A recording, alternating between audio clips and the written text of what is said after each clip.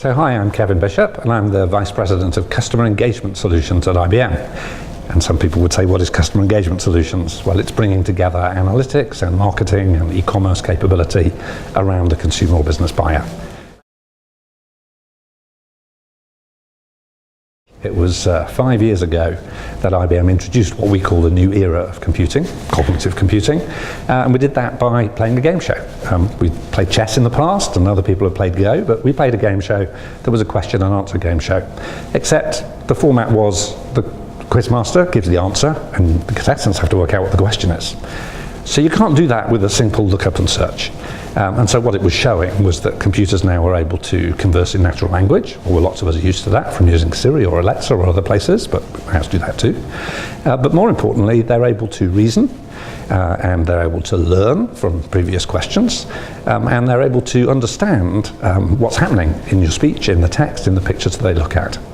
So that's a little story, but in there a definition. Cognitive is systems that understand, reason, learn, and interact with you in a very natural and human way.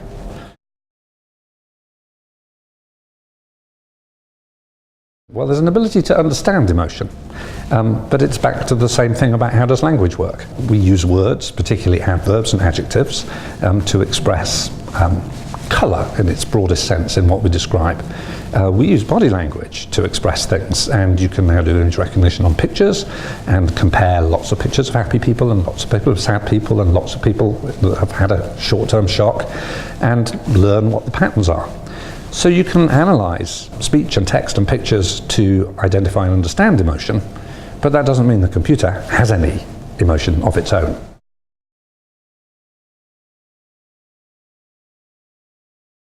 So looking at the marketing field, there's really two different ways of thinking about this. One is how would you use it with your clients to create a different client experience to anything they've enjoyed previously, and one is how would you use it with the professionals in your marketing team to help them be more productive in their job, and they're both extremely valuable.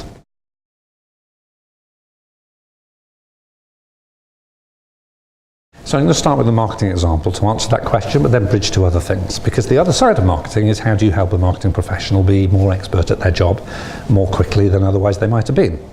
And actually that's the same question whether you're an oncologist working on a cancer problem, whether you're an economist working on some national banking crisis issue that has happened, any specialist field of knowledge in which the amount of information that's being generated by research organisations is more than you as an expert can possibly help to read, let alone read and understand and remember.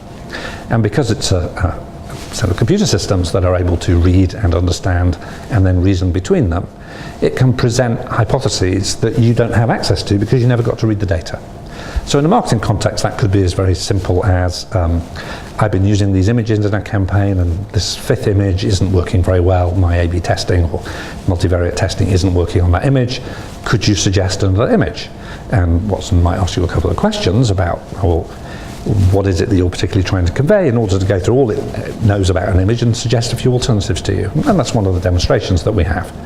But in a marketing context, that image isn't life-changing. But in the context of trying to understand a melanoma, that could absolutely be life-changing, that Watson can understand the image it's looking at, but compare with every melanoma sample it's ever seen, with every diagnosis of those that it's ever seen, and therefore find the one in whatever rare example it might be that says you've got something very distinctive and I know what to do with that, or you've got something very distinctive and that's a problem and therefore we need to take action quickly, that you could never do. So it's kind of the same capability, doing something as simple as picking the right image of somebody cycling in the rain to get their marketing engagement to go up, as it would be helping somebody solve a cancer issue and therefore identify the right diagnosis. Yeah, so I think of it in really two very simple terms. One is to help people understand their customers better, and the other is to help them engage with their customers better. And I'm a big emphasis on better. Better in the eyes of the customer. You're serving me better because you've understood me better.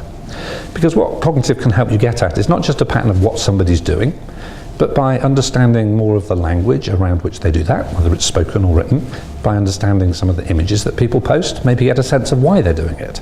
Oh, you're taking out a new mortgage because you have a new child. No, you're taking out a new mortgage because your children have just gone to university and you're downsizing. Now you can get that in conversation with somebody, but now you could use these kinds of cognitive capabilities to look at tweets and images that people post into public spaces, not into private spaces, not going into their secure areas of Facebook or Pinterest or whatever, but in the public spaces, and get a sense of why somebody's doing what they're doing, which would allow you then to make a better offer to them. I see you're moving house because your kids have gone to university and you're downsizing. Are you considering a holiday home? Have you considered some of the implications of that? Mortgage rates are different, insurance policies are different if you're not in the house too often, and start prompting with more constructive help and advice because it's directly relevant to their client. So I use a banking example, but I can see examples in many, many areas where if you knew why somebody was doing what they were doing, you have the opportunity to make a differentiated value-add offer that your competitor isn't doing yet. Okay, so we're talking about public and private data because with any organisation that you deal with, you do give them permission for some things just for that organisation. So if you're dealing with the store does know what your purchase history is. If you're dealing with somebody who tracks their website or tracks their application, they know the things you browsed on. They're not putting them into the public domain without your permission, but any organisation can compare what they have your permission to know privately with anything that's in the public space that you've communicated, like things in Twitter, but with information that is freely available, like Wikipedia, in order to try and draw a better inference about something. And the data is important because it isn't just social data about you, it needs to be specialist data about whatever your product or service is. So if you're dealing with wealth management in a bank, you need Watson to have read all the wealth management reports and all of the stock market analysis that your company might have done that it doesn't publish, and that other companies might have done that they have published, in order to have a body of knowledge. If it's a public source, it knows that it can use that at any time. If it's a subscribed source, like a medical journal or a legal document, might be a subscribed source. It's open to many people, but you've got to pay your subscription to be allowed to see it. It would know that and only use it in context. And then in working with any individual client, it knows what the private data is from that client, and so it's not leveraging data outside of the client that's working with it that it isn't supposed to know.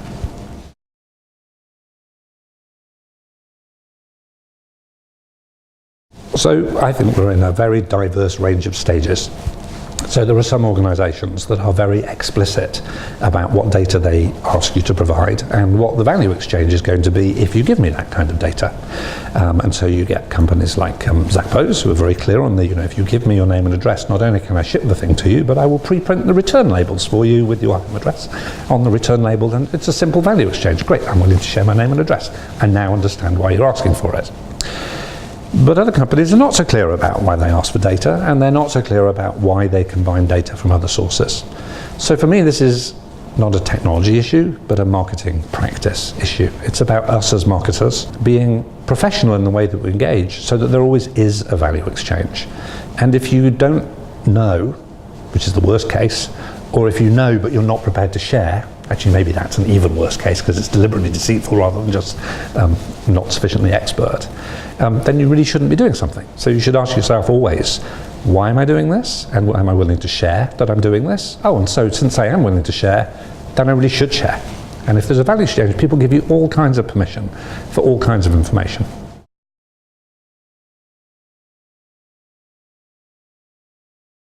What we're building is what we call augmented intelligence. It's not artificial intelligence.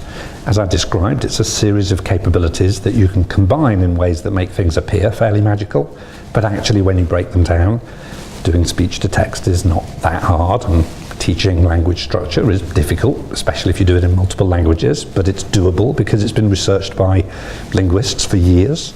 And so what we've built is a series of capabilities that help people to make better decisions, because Watson's only reading the same information that you or I could read. It's just that it never gets tired, it never forgets anything that it read previously, it can compare and contrast much more quickly than we can. It doesn't have built-in biases, whatever kind of decision bias you might have based on your particular educational history or social context. It's a computer, so it doesn't have those kinds of things, but it is still just drawing on the same knowledge to find a conclusion. And therefore it can help us make better decisions and make them more quickly and make them more reliable. What we see in the tests that happen is people do like dealing with people. People want to spend more time with their doctor, and they resent the fact that some of the interview processes are cut to 10 minutes or 5 minutes, because they want to be able to have a discussion about their child, about the weather. And you see in some of the studies that those kinds of just like healthy human dialogues actually lead to better health outcomes. So we see this running for a very long time as tooling that can augment people having sensible, constructive interactions with each other, but helping people be more expert and more consistent in the use of their expertise.